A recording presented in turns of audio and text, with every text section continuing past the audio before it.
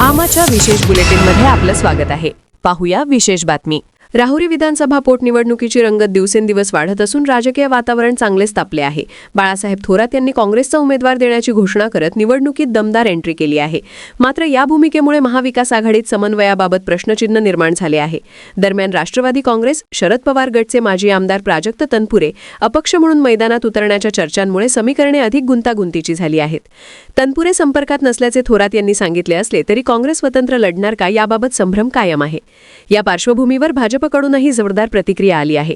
पालकमंत्री राधाकृष्ण विखे पाटील यांनी थोरातांवर टीका करत वातावरण आणखी तापवले। राहुरीची निवडणूक गंभीरपणे घेतली यात हरकत नाही, पण स्वतःची निवडणूकही तेवढ्याच गांभीर्याने घेतली असती तर बरे झाले असते, असा टोला त्यांनी लगावला।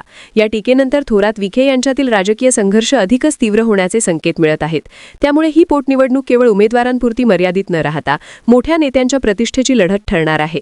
काँग्रेसची अंतिम भूमिका, तनपुरे यांचा निर्णय आणि भाजपची रणनीती यावरच राहुरीच्या रणांगणाचे भवितव्य ठरणार असून आघाडीची एकजोट टिकते की मतभेद उफाळतात याकडे सर्वांचे लक्ष लागले आहे। आम्ही लक्ष ठेवून आहोत, योग्य वेळी योग्य निर्णय आम्ही घेऊ। हो, जे काही करू ते महाविकास आघाडी म्हणून करू। माहित नाही ते काय करतायत, ते काय माझ्याशी संपर्कात नाही येत।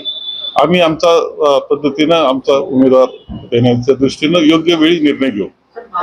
सोमवारी 3 वाजेपर्यंत तयार होतो व्यवस्थित। काही नाही आहे, होईल, उमेदवार होईल आणि निवडून येईल। मी सांगितली स्ट्रॅटेजी आमची, आमचा उमेदवार राहणार, परिस्थितीवर लक्ष ठेवून आम्ही आहोत आणि आमचा उमेदवार निवडून येईल। बाळासाहेबांनी गांभीर्याने घेतलेलं दिसत आहे ते ही निवडणूक, हरकत नाही। मला वाटतं त्या गांभीर्याने ती स्वतःची निवडणूक घेतली असतं बरं झालं असतं। आमा चॅनलला लाईक करा, बातमीला शेअर करा, सबस्क्राईब फॉलो करायला विसरू नका।